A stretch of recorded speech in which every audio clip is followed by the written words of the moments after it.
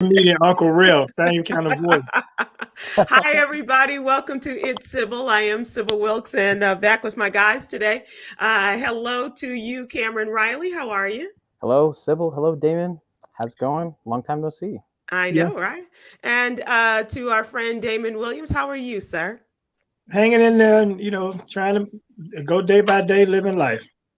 Yeah, since we were all together, Damon, we want to extend our condolences over the loss of your father. We're so very sorry. But what a gentleman he was. Gentleman indeed, man. One of a kind. He was the Black Dos Equis man, the most interesting man alive.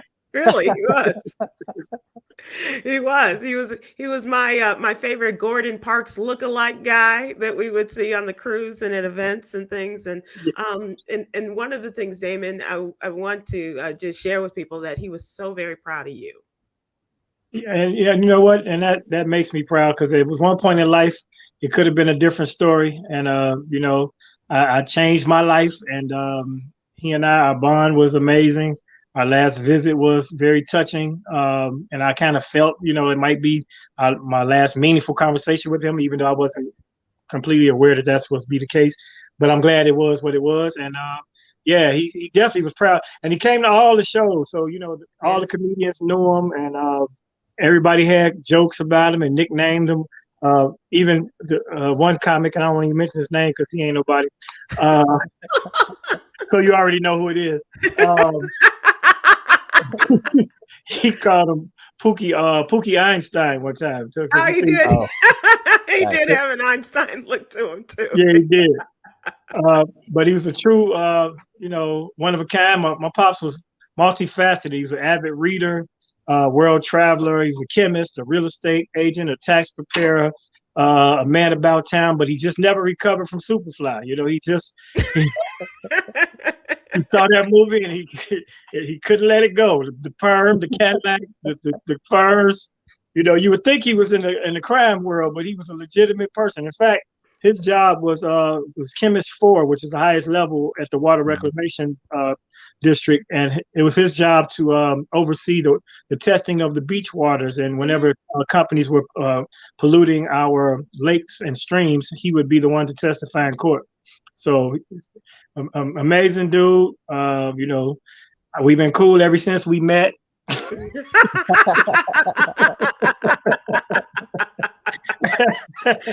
Yeah. you know, hey, uh, we got real tight right around the time I was 12, and Mama could tell me the truth. And and that's what it is, man. I couldn't ask for more from the relationship. Absolutely. And one of And I the want to best thank pictures. everyone. I thank everyone who sent all their condolences. And Michael Collier did a tribute on this morning show today. And Oh, it's just been a outpouring of love. Because, like I said, my community they saw my father, and as you were about to say on social media, we posted a lot of our adventures. And so, God bless. May he rest in power. And amen. time to carry the legacy on. He had his affairs in order. He was ready for us. And so it ain't nothing raggedy. Ain't no sadness and GoFundMe's. Uh-huh. Um, you know, because people we gotta have our affairs in order. And I got to get mine in order. He set an example for me. Just I have my things, but I want it in place impeccably, like he does, and he Mm, did. It's an example. Life insurance is important. People, you don't want to be a burden. You want to be a blessing to your people when you pass on. yeah, Yeah. absolutely. Yep. Well, you definitely were, and to your dad and to the rest of your family, to you and your family, we once again extend our condolences. As you can see, the people are sending theirs to you in the comments section. And I was going to say one of the greatest pictures was of the three generations: your dad, Mhm. you, and your son. And there was definitely no doubt that you all Oh were yeah, related. Uh, Yeah. All you yeah, look so alike. yeah. so Maury wouldn't even go to commercial. Yeah, so and we every opportunity I had for the three of us to be together, I would try to get photos of that because I knew the value of it. I knew eventually it would change in one way or another. So I'm glad we have those memorable photos. Now, one in particular one is striking, and it's one I cherish. yeah, it reminds me of the big three from the Chicago Bulls. Yeah, It's just like one of those with the three of you. So a life well lived. And I think that's the most that you can ask of a lot of people as they close out this chapter of life, that he definitely had a life well lived. And so we will, and I know you will carry on in his name and in his memory. So good on you. Absolutely. Thank you. And thanks for taking time at the top of the show to acknowledge that. And all I can do, only way I could attribute to him is grow my hair out. One of my friends said, "Your father ain't gone. All you got to do is put on a wig and he's still here." Well, I will pay to see that, my friend, next time you do that. Yeah. All right, gentlemen, let's move on to the topical. What's going on? This is the latest information as of today, this afternoon. The January 6th committee, this is the House committee investigating the attack on the U.S. Capitol, the insurrection last almost a year ago. They want to talk to Fox talk show host Sean Hannity about the text that he sent related to the days before and the day of the insurrection. This is going to be interesting. Axios has reported this, and they are investigating Fox News host Sean Hannity. They want him to answer questions about the newly disclosed text he sent to White House staff in the days before and after the attack. They show him expressing concerns about what would happen if then President Trump persisted in challenging the 2020 election results and giving advice to Trump's aides regarding January 6th. They were sent to then Chief of Staff Mark Meadows, who we know has talked to the committee and then backed out of it, has sent them items from his collection, and other Trump aides and White House staff. It was revealed in a letter from the Select Committee seeking his voluntary cooperation with the probe. And so we'll see what happens with that. Any thoughts on, everybody, I would think, who watches this situation, this political situation, knows about Sean Hannity's closeness to the administration and what have you. But do you have any thoughts about this? And do you think he'll come forward? They've all been pretty solid in refusing to cooperate and kind of using it as a platform to, cry about a witch hunt. What I am thankful for is all the pressure that has just collapsed on former President Donald Trump ever since he stepped out of office. We have Attorney General Letitia James, really just delving into his fraudulent business practices. You've got a new Massachusetts DA who's also putting pressure on him too, and hopefully we can get him in some sort of actual charges so that he won't run. Hopefully in 2024. That's what I'm hoping for. Well, do you think it's interesting, Damon, or not? Maybe it's just a small group of us that the Justice Department really isn't pushing forward in terms of investigating this. This seems to be more of the committee, but not of the Biden Justice Department. Well, I think they're confident in the fact that if you have a secret and you're trying to hide some of your misdoings and things that you've done wrong, if Letitia's on the case, they ain't got to worry about it. Just let Letitia do her job. Letitia gonna bring them down. But more curious for me right now is I'm gonna switch gears. I want to know who Khameron spent New Year's Eve with. That wasn't in my topical, but perhaps we'll get to that in entertainment. Okay. No, but honestly, you make a valid point. I mean, while the Democrats are in office and they have the authority and the ability to delve into this, and it shouldn't even be a partisan issue. It should be about the sanctity of our government as it stands. So for them to not really be going full-fledged, trying to not only prevent this from happening again, but also to diminish the stronghold that Trump has on the Republican Party and the country at large because of his popularity. If we get to the bottom of some of this and make him, like he said, less attractive to running, then I think that'd be more helpful. And I don't know why they're not doing that, but the liberals or the Democratic side has always been the passive ones, always been the soft on things. If the Republicans had the mantle right now, they would be all up in it. You know what I mean? So right. Yeah. I have read an article on NPR about 3 very high-ranking retired generals very worried about the next time our military disagrees on who's president. Mhm. And it did occur to me when January 6th happened that, what would happen if the highest ranking military officials decided, hey, I don't agree with this current commander in chief, and everyone who disagrees with me is suddenly a rebel. And so this incident has left a permanent scar on our democracy to a point where now our military officials feel the need to simulate the outcomes of further insurrections. And so we really need to see some disciplinary action come from somewhere on somebody. And I applaud the Republican members of the panel who are really committing political suicide. Well, they have, yeah. Yeah. And I mean, they're sticking to it. As far as Liz Cheney is concerned, she's still Right. running. Adam Kinzinger, as you said, he hasn't committed political suicide. I think that his life is as a politician or as in some other area is going to go on. But I just find it so interesting that we're looking at the anniversary of this day, but there's so much more to this. Right. And the fact that this day, okay, we're going to observe it, but where do we go from here? And in terms of all those people who are involved and played such a big part in denying their roles that they played in all of this. So it's going to be interesting to see how this all comes out, and not just on the 6th of January, but on the days beyond and the January 6th to come. Because there are going to be more days, I'm afraid.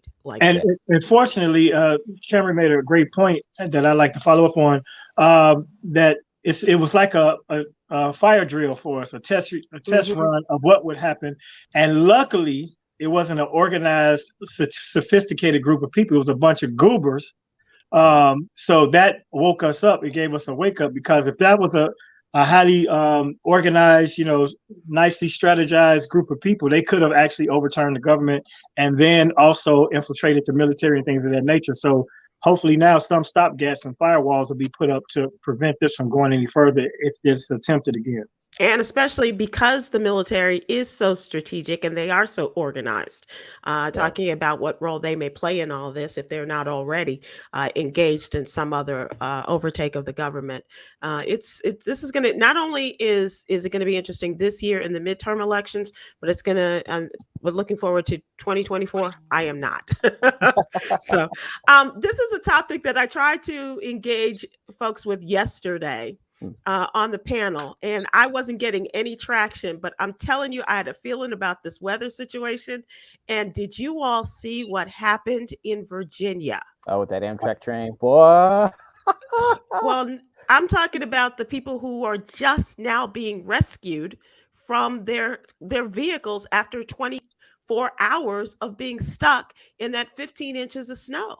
Oh, I thought you were talking about the Amtrak train, people who were stuck on the Amtrak for 40 hours.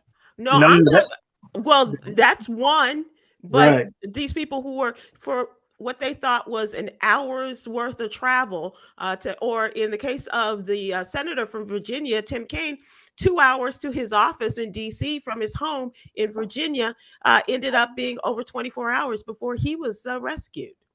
Mm-hmm. Yeah, it's been a wake-up call for me because, just thinking about being stuck in your car, and then, half the time we don't have gas in the car. Right. So you definitely want to keep your tank full. Even though I'm kind of divided on that because I think I want to keep my car on E because I'm in Chicago. Because if you get carjacked, I mean, look. He can't go very nowhere. Plus, you're going to have to stop at the gas station. You're going to get caught on tape. So you don't want to take my car. You might want to get the next guy with a full tank. But in all seriousness, I'm planning to drive to Ohio this weekend to work in Toledo at the Funny Bone if it takes place still.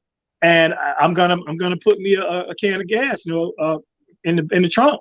And I know that's probably not the smartest, safest thing, but to be stuck without gas, right, and then be stranded somewhere, and then now your heat is off, and now you're stuck. I couldn't imagine, especially the people traveling with children. Yeah. Woo. Yeah.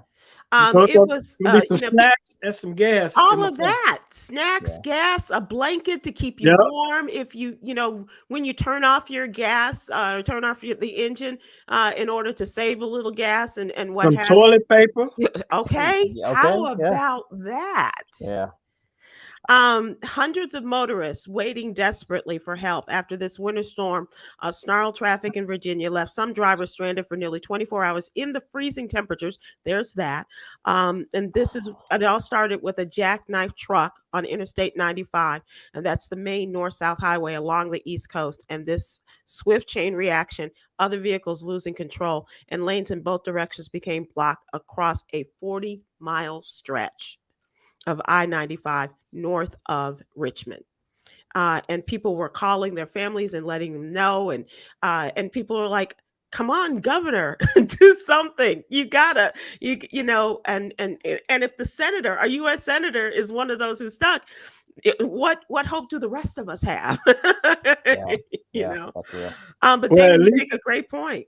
At least a politician being stuck will make them have greater appreciation for the dilemma and possibly, put things in place, because they say the roads weren't treated, but it was a perfect storm of circumstances because it started out as rain, and you can't put down salt when it rains because it'll rinse away. Right. And then the snow came in, then it froze over. So, sometimes nature wins. So we just have to be prepared.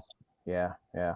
It was, and it does, and you're absolutely right. I remember back in the days driving back and forth to Northwestern, and my mom was like, be sure to, start your day off with a tank full of gas and stuff. And I was like, okay, but, it didn't always happen that way. But I was very lucky, and the Lord looks out for babies and fools, in that I never was in a situation. I was in some of those long slugs home, but it was never in that, overnight kind of stuck in the middle of all of this. Have either of you ever been?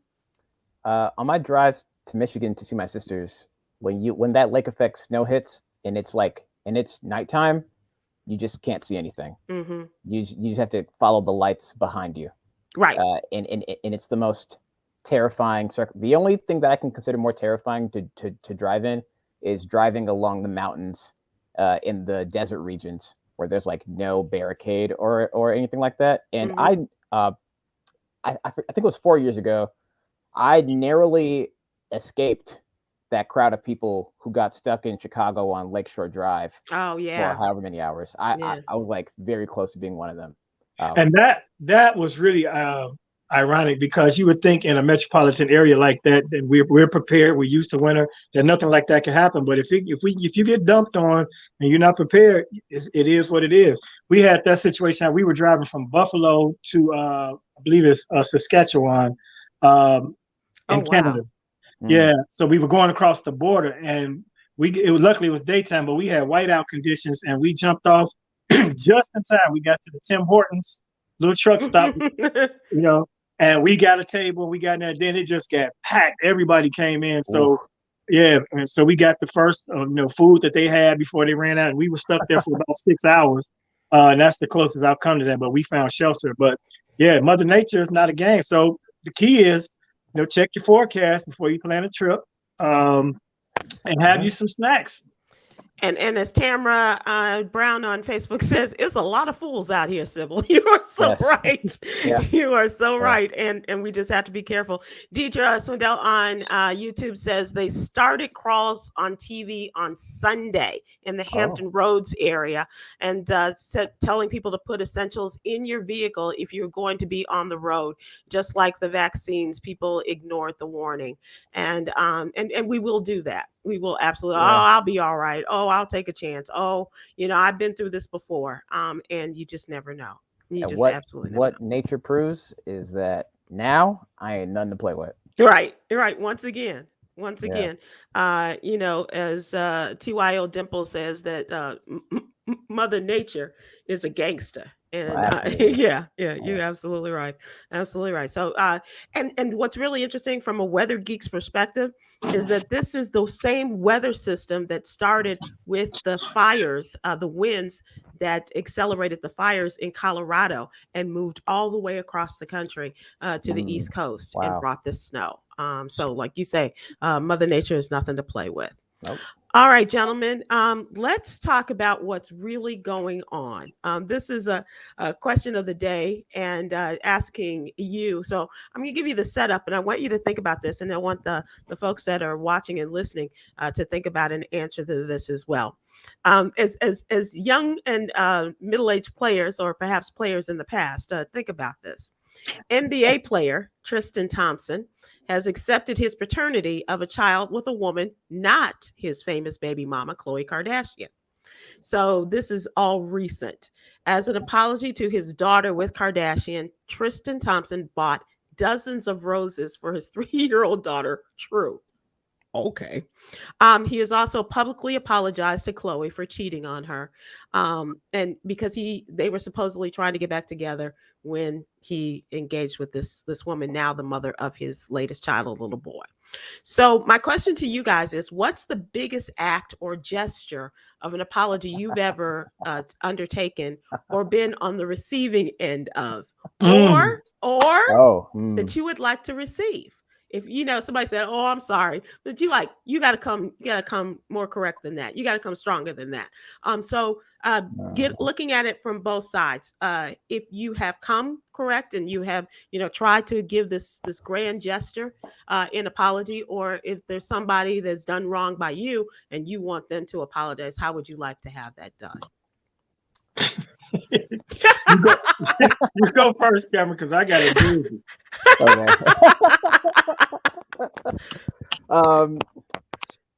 Yes, young Khameron. Yeah. So, is this recent? Should we ask? No, this is a while ago, and she's in the clear now. And the she that I'm talking about is my sister Quinn. So, okay. This is back when Quinn was still in the amateur scene doing her poetry, and she had a lot of gigs outside of the state. And she needed a bit of currency to fly her around. And I said, Quinn, I will put you on my credit card. It had a very high limit, and you can purchase your tickets, and use this in case of emergencies to thrive off of when you're in these places. And my sister said, "Oh, bet." She ran that thing up. And when she got back home, I get the from Credit Karma saying, "Hey, your score ain't looking too good, player." And I look at it and I'm like, "Oh, I'm down 40 points." Damn. And I look at my balance, and my heart drops. My mom said that she's never seen me more angry in my entire life, and so it took a while for Quinn to just apologize to me to my face, but she paid it back with interest. She did. She okay. Did. Yep. Okay. All right. Yeah. All right. Has there been an occasion with a young lady, not your sisters or your mom, in which you have had to apologize? I don't mess up. Okay, let's go to someone who is perhaps a little bit more realistic. I've lived more life. That's all. But actually, first I'll piggyback on with his sister. My sister had an American Express card, and she put me on as an authorized user. And in order to keep this card back in the day, this Gucci D days, so I needed that card to floss or whatever. And so she was dating this guy, and he was a big baller. And she would run up her card and get all these luxury items. And I had the card as well. But he got murdered before the bill came. So are you serious? She never apologized for me having to pay that bill after Hungry Jack got killed. All right. So I can't make it up, Sybil. And I'm not being, non-sympathetic, but I was like, but did he pay that bill anyway? So, no, actually, it was my American Express, and I let her use. That's what it was, and she was running up on the authorized, so I was stuck with the bill. Yeah, like $5,000, something like that. And this is in the early '80s. Now, yeah, I got dramatic stories, Cameron. I know. I've lived outside the bubble. Trust me. That's why my father's proud of me now, because I'm reformed. But anyway, but I have an apology story where I was the recipient of the apology. Okay. So I worked at City Hall in the purchasing department, and I was dating this young lady, and when I met her, she had a guy that she was kind of, still seeing. And so she'd be with me and she'd get on the phone with him and he'd be like, well, where you at? She's like, I'm over Eunice's house. So I was Eunice, okay? Anytime she was on the phone, I'm Eunice, right? So this is when cell phones we first got car phones. So I had the car phone and every time I got out of my car, I come back, she hanging up my phone. And this one, it was $3 a minute or something. So I'm like, if it ain't an emergency, stay off my damn phone. Right. But she kept sneaking on my phone. So it had to be a reason. But what she didn't know is back then you could just hit redial right. and it would show the number. So I redial, it's this dude, right? But meanwhile, when I got in the car, I'm like, who'd you talk? She gonna tell me she was talking to Eunice. But I'm Eunice. I'm gonna be talking to Eunice when I'm Eunice, right? And that was her best friend for real. So back then I had no tolerance for. We are having a little problem with Damon's audio right now because he's telling a great story, and we're. Am I back yet? There we go. Yeah. I'm good. Okay. Yeah. All right. So fast forward now. At that, back then I couldn't trust people around me that was, dishonest of any kind of way because it could be detrimental. So I cut her off, but she sent a singing apology to my job. I worked at City Hall. And it was, look up in the middle. No, it ain't no all. It was, I'm at my workplace. Here come this cow, a big cow, like Benny the Bull size, right? In my office. And I'm sorry for the trouble between us. I really apologize for what happened. In my office at my job. And that was the most goofiest, embarrassing thing. And no, I did not accept her apology. And no, we did not get back together. And you know who you are, Vanessa Roberts. If you're out there listening, call them out. Yes, I need you to write in or tone in, chime in, and verify this because you did it. But yeah, that was the craziest apology situation that I've ever experienced. A big dumb cow, and the cow gave me a cassette with a mixtape. It was so goofy. I was like, oh my gosh, Damon. I told you it's a doozy. Damon has the greatest stories. He really does. Absolutely. There are a lot of people who are saying they could write a tome. Others are saying, that, I got stories. Well, we'd like to hear them. Damon, I will ghostwrite your biography. Let's get it. Absolutely. You can co-write.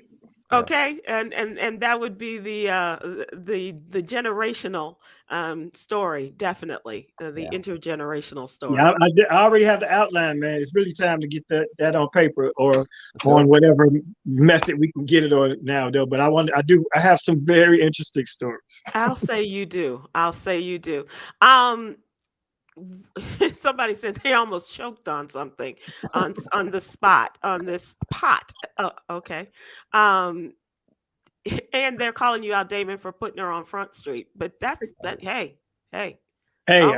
I'm all about truth right now.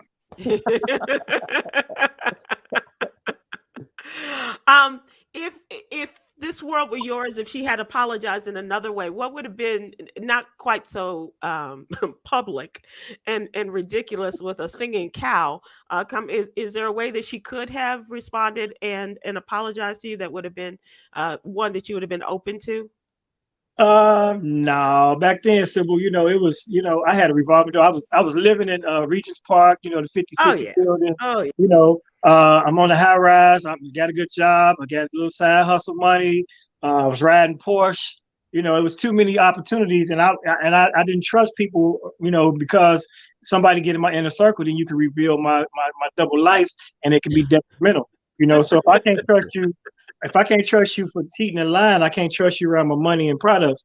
So unfortunately, even though she was a good person. She just made a mistake, or she just didn't understand technology because I was ahead of the time with the redial. And she just could have tricked me. In fact, Vanessa, get in touch with me. I'm over it. We're buddies. We're buddies. If anybody knows Vanessa Roberts that went to Carver High School, because let me tell you, I literally pursued that woman from high school. She wouldn't deal with me because she was a grade ahead. And then we ended up working in the same office at City Hall. And then she went on to work at the Playboy Club. She was one of the few Black Playboy Bunny playmates at the downtown Playboy Club. So she was phenomenal. But turns out, she was a player too, and players get played sometimes. Indeed. Players get played. Okay, so I'm thinking of a story, and it was more of a story of revenge that may or may not have involved me, but someone who did something and just said, "Well, look, I'm sorry. What are you going to do?" And so a friend and I went to this person's home who was a real music aficionado, and really loved so much that his music. And knowing how much he did love his music, and perhaps not a person who may or may not be identified as me. No, you didn't. Uh-oh. This is in the early days. No busting. This is in the early days of Crazy Glue. And so this person who may not have been me, or may have, we crazy glued his vinyls. Yeah. Oh, that's what I thought you were going to say. Yeah. It's two things you don't mess with, Sybil: a man's car and his records. Not the album collection. I could have keyed the car, but that lacks. You're not typical. No, that would have been originality. Typical. Yeah, that would have been typical. Oh my God! Oh, that would have been so sick. If she had to destroy I'd rather she cheat with that dude than mess with my record collection. I can get another girl, but I couldn't get that purple version of Purple Rain again. And there was and there were some classics in there. I think she recognized that there were some classics that should not be messed with, and some of those were not included in the mass crazy gluing. Well, let's just go and put it out there, Sybil. You was dating Ramsey Lewis.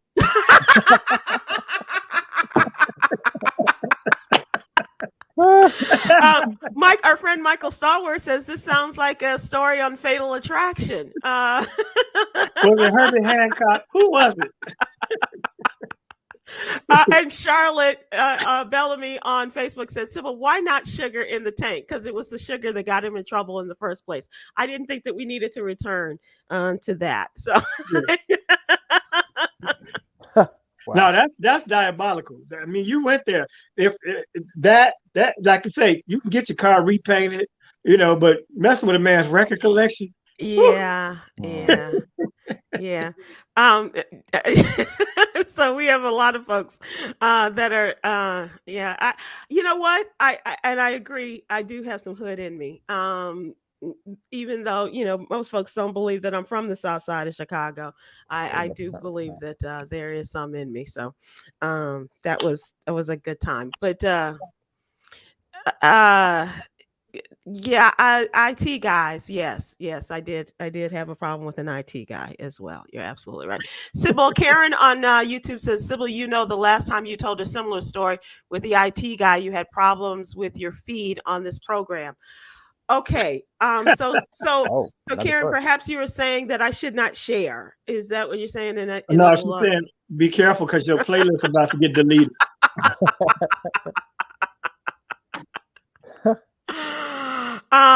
So be careful out there, young Khameron. Put a Snicker in the tank, says Shirley and Tony Davis on Facebook. The peanuts will screw it up. Yeah, the nuts will do it every time. You're absolutely right. Yep. put a Snicker bar. Yeah. Diabolical. I'm gonna log off if they keep sending in suggestions. Yeah. There's a lot of really. It's a 2-to-1 male majority here, Khameron. We're not standing for this foolishness. Yeah, there's a lot of very creative individuals in the chat. Rosemary Smith said on 2.5 Men, Rose glued his testicles to his legs. I missed that episode. And I'm assuming that's with some crazy glue there too. And Rose was a crazy one. Yeah, if I'm not mistaken, Rose was a crazy one. Well, you're not mistaken. Whoever did that was a crazy one. I know what I can do. My God, that's let's painful. see how he get around with stationary nuts. And Shirley Ann Tony Davis says, yes, I am diabolical. Yeah, yeah. We sometimes we recognize, and you know, sometimes you just gotta let these frustrations out. Uh, so That's why you got to thoroughly vet your potential partners nowadays. exactly, Now, if I exactly. got to choose between my nuts and my records, go for the records. Let the world and the word go forth to the world. All right, let's move to what you need to know newsletter, everyone. Now that's where we are straight and forward thinking in terms of our reporting. There, this is our free newsletter. The subscription is absolutely free. Please go to SybilWilkes.com and sign up for it, and you will have it in your email box every Monday through Friday morning. Khameron, let's move to your story on the What You Need to Know newsletter. What are your thoughts about President Biden? Oh, I thought we were doing Antonio, but okay. No, well, I do want you to give us an idea, a sneak peek of that. So let's talk about your story that's in, and then give people a sneak peek on the Antonio Brown story. Yeah. So 2022.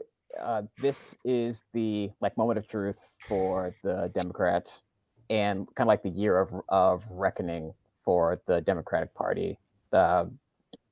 Joe Biden has a lot of things that he needs to do, a lot of things that he needs to accomplish, to deliver on before the midterms. And there's a lot of potential pitfalls that he can really sink his whole campaign in, and just not get out of. Currently, he's got historically low approval ratings than any other president before him since World War II. And he needs to deliver on something before the midterms show up. And where the Democrats are predicted to lose the House of Representatives in the midterms. On top of all of that, he can't get past the filibuster in the Senate, and so 2022 is looking like a real stressful year for President Biden. Not to mention that on January 6th, people are expecting something, and a whole lot of people are giving speeches, holding rallies. Trump's holding a rally. Joe Biden's supposed to be giving a speech, and he's got to be real careful to rile up his fan base, but also not antagonize the opposing party. He's got a lot to do, and the thing that I want to see him do, Sybil, is really just activate Kamala Harris to try and get him to talk to some of these lawmakers to really deliver. And I saw your article earlier this week, Sybil. I'm glad that Chuck Schumer, God bless him, has finally declared war on the filibuster. Mm-hmm. But 2022 is looking to be a difficult year for the Biden administration. But here's the other thing, Khameron. Even if they do something with the filibuster, or that is their intent, Joe Manchin still he's dead set against it. So how do they do this as members within their own party don't agree with destroy? I mean, even the president, up until a short period of time ago said, I believe in the rule, and let's do this. But Joe Manchin is as late as today is saying, he doesn't want to mess with the filibuster. And Kirsten Sinema, she doesn't even know what a filibuster is, but yet she is saying, I'm with you, Joe. Yeah. For folks out there, the filibuster takes place currently, literally, as the opposing party sending an email saying, "Yeah, we're not voting on this," and then they just don't come into work. It's the worst thing. All right. And at this point, we really the Republican senators need to take a stand and decide that people want to see a government that works, that these voting rights restrictions are predicated off of this misinformation surrounding the integrity of our democracy, which is a lie. And to side with those rollbacks is to side with Trumpism. They really need to hit them hard there. And as long as the Democratic Party is going to be cleaning up the Republican Party's mess, we're going to lose every single time. So 2022 is going to be an interesting year. And not to mention that there's a lot of lawmakers nationwide who are deciding that, yeah, okay, I'm out this politics stuff. So also we're in an era where power is changing hands. Yeah. So it's going to get real interesting. Damon, from your perspective, what do you think? Well, I think as far as the midterm elections are concerned, with the amount of people that are anti-vaxxers and conspiracy theorists in the Trump and the QAnon party's ranks, I just want him to hold about 8 rallies 2 weeks a week before the election, and that might thin the herd come time to vote. Maybe if he just keep holding his rallies with these unvaccinated goofballs out here, maybe they won't show up to the polls. Okay. But on a more interesting question for me, the filibuster, I always thought the filibuster was when a lawmaker would come on the floor and they would just talk forever to block. Used to be. I wish. Yeah, so now it's different. They just abstain from voting and coming. Yep. Yeah. They don't have to have the long, journey into the night, into the next morning, reading the Bible or all of the War and work. Peace. Yeah, exactly. That's no longer a part of it.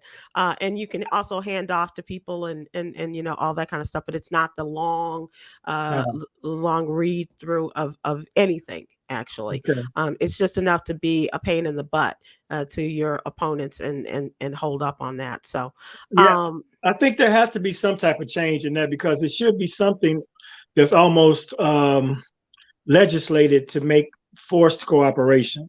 Like when there should be a stopgap for when both sides disagree or they're so divisive to the point where there's nothing getting done. Then there should be two coalitions that have to come together and meet and decide it on a smaller basis. Something along that line might be a solution. Just me coming off the top of my head with that, because otherwise, if we have a split House or split Senate down the middle, nothing will ever get done, and we'll just kick problems down the road, and we have an ineffective government. So there has to be some type of fallback measure for when we're not getting along and we're not cooperating and things are not getting done. And who knows if that'll happen, but I think it would be a good idea. Well, I say, and this has been discussed. I'm not coming up with anything new, but go ahead, get rid of the filibuster, get these laws in, especially as far as voting rights and police brutality laws and what have you, the anti-lynching law. Get all the stuff that we need. Get all of those passed. Get rid of the filibuster. Get those laws passed, and we'll take our chances with what happens when the Republicans are in control. Right. Yeah. And while you're at it, get more judges and pass them on to the next level so that we can get them on the bench and to represent as well. Because that's definitely, they definitely set a blueprint with that, with the sneaky judge appointments around, the quiet situations and stacking the courts and stacking the attorney generals and things of that nature. And that's where the Democrats have kind of dropped the ball and don't have their eyes on the prize. Because now that they've laid out the blueprint for it, now that we're in power, you have to use similar tactics to be effective. And you hit a very great point with that. So it's just that, like I say, whenever we have to clean up the mess, as Khameron stated, it's always so passive, and they're not playing by the rules and they're not playing fair. So we got to get it cracking.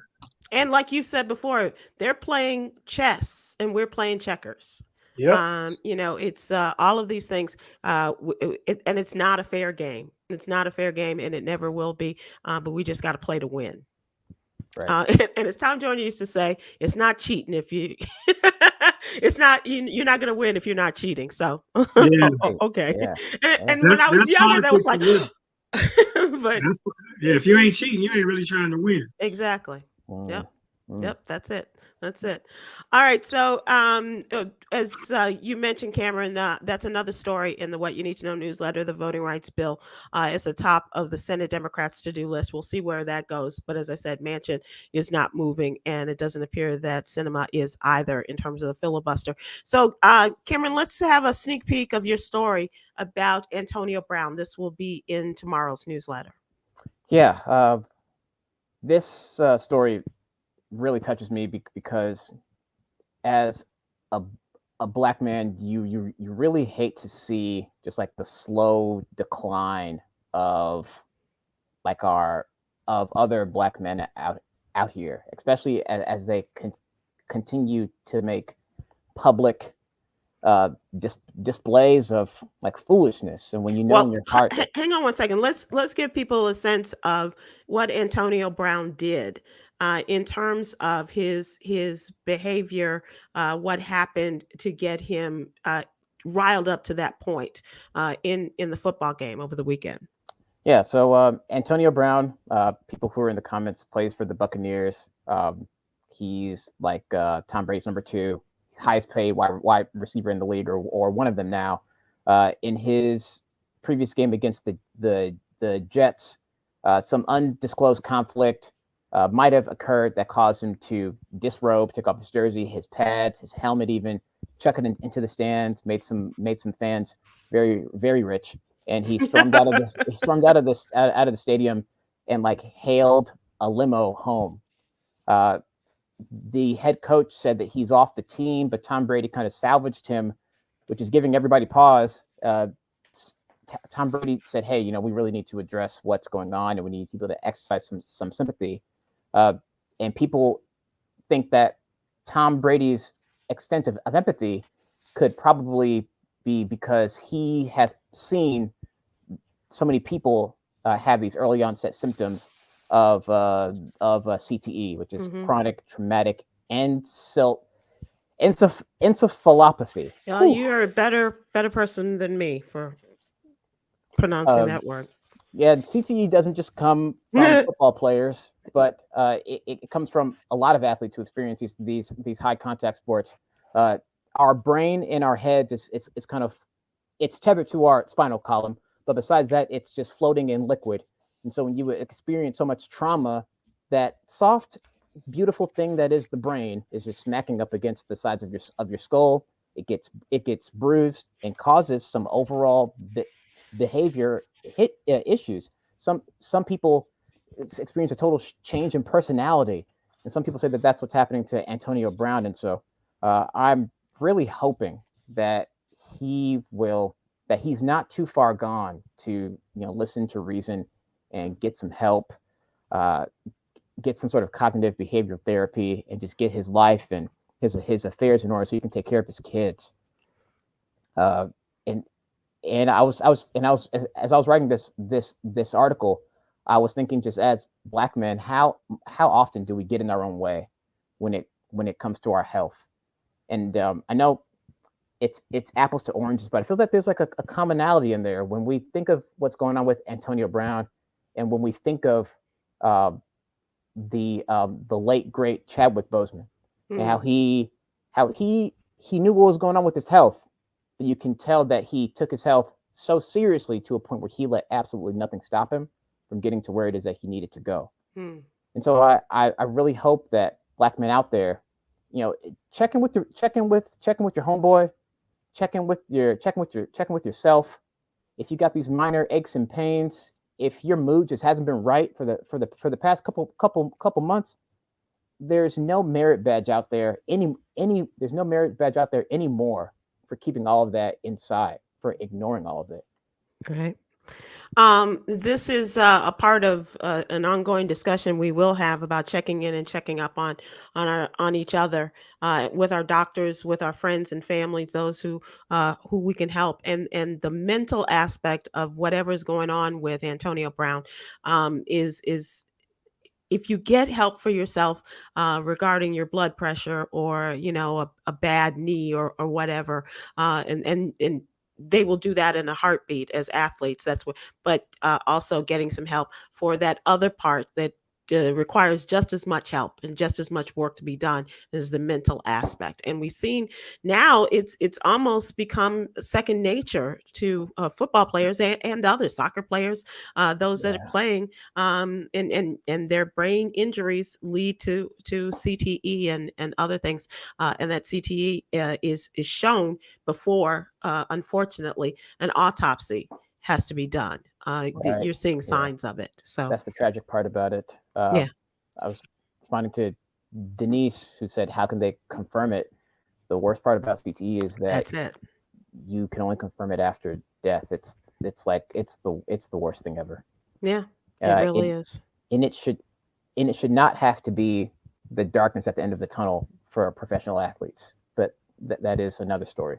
Yeah, absolutely. And I do hope, and we can only encourage people to reach out for help and show by example. Just as Damon is guiding young Cameron in the ways of the world. I promised you as we come to an end and we talk about entertainment, it is time to take a look at entertainment. And so I promised that we would give Cameron an opportunity to share with the class about his New Year's Eve plans, or actually what his the events of New Year's Eve.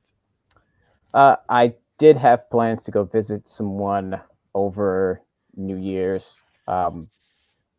However, unfortunately, with the Omicron variant, I didn't feel comfortable.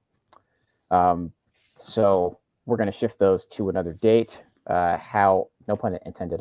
That's funny.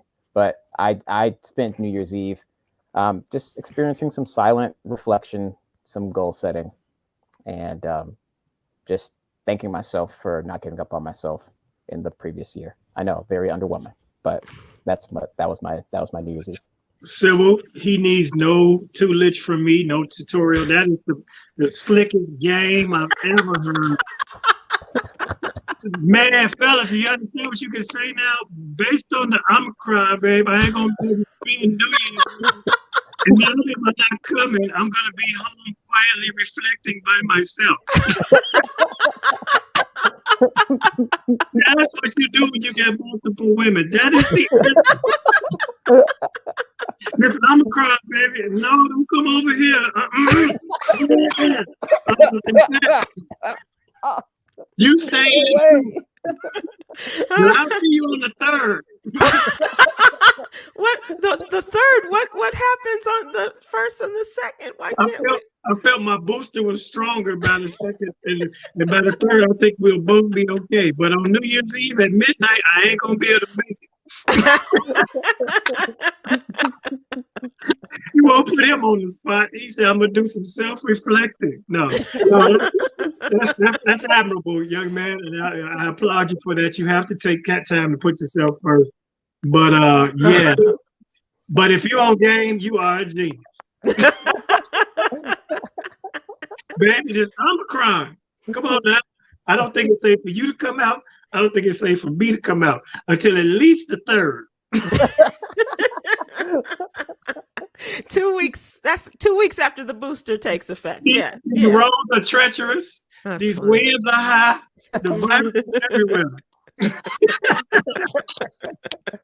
Boy, I wish I had the Omicron at about 86 or 87. That girl wouldn't have got hit by a lady too, but that's a whole story. I got plenty of them. That's very funny. Okay, well, I guess telling my story about Jason Derulo having a fight with guys in Vegas who mistook him for Usher, that pales in comparison to young Cameron's story about what he did for New Year's Eve. That's really funny. What? So they're in Vegas, New Year's Eve, right? Mhm. And 2 guys apparently said that Derulo and one guy were passing each other on an escalator. One guy was trolling Jason Derulo and yelling, "Hey Usher, F you, B." So I don't know if he was angrier that he was mistaken for Usher or what the man said to him. Yeah. But there was a fight that ensued. He got upset, punched the guy in the face, and knocked the guy out, sending him to the floor. And then he allegedly slapped the second guy, and security had to step in and break up the fight. And I guess there's some video of this as Jason was walking with a guy who looked like his bodyguard, and he still charged directly after the guys after the Usher line about FUB. Well, Jason, let this be a lesson that you're about to learn. As a celebrity, there are cameras everywhere, and words. You got to let people talk because you're about to get slapped back with a lawsuit. Oh, yeah. Okay. And that's what security is for. That is their job. That is their function. You got to stop trying to be tough guys out here.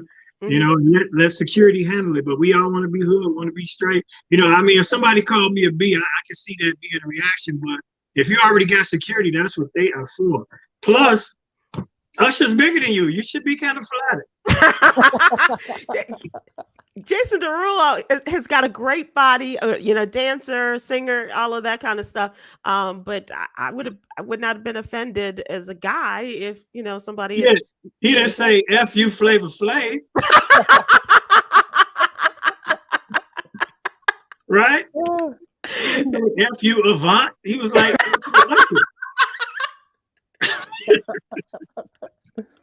He could have went way down. He could have said, F you, Bobby Valentino. I saw you.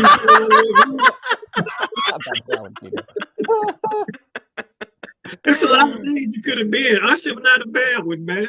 Yeah, really. And if that's the worst they had was FUB, come on. Hey. Come on. First of all, when you call me Usher, you ain't talking to me. So I'm riding down. Right? Usher, where? Okay. Cool.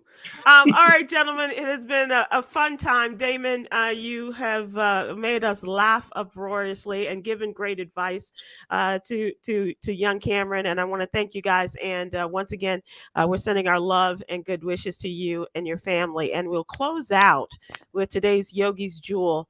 When you show yourself grace, you can share grace with others. So be gentle with yourself.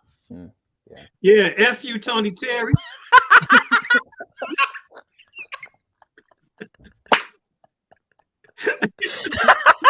He said, man, that's a very good jewel. Thank you, Yogi. Thank you, Sybil and Khameron. Everyone who sent condolences and such. And the public wake will be tomorrow. People know where it leaks in Country Club Hills, 6 to 8 p.m. And then we're doing a live stream, and I'll do live everything on all my socials of the service. We're trying to keep it small and limited for COVID concerns. And then I'm gonna go from being concerned about COVID to trying to get people to come to Toledo to the Funny Bone. All right, thank y'all. Good night, everybody.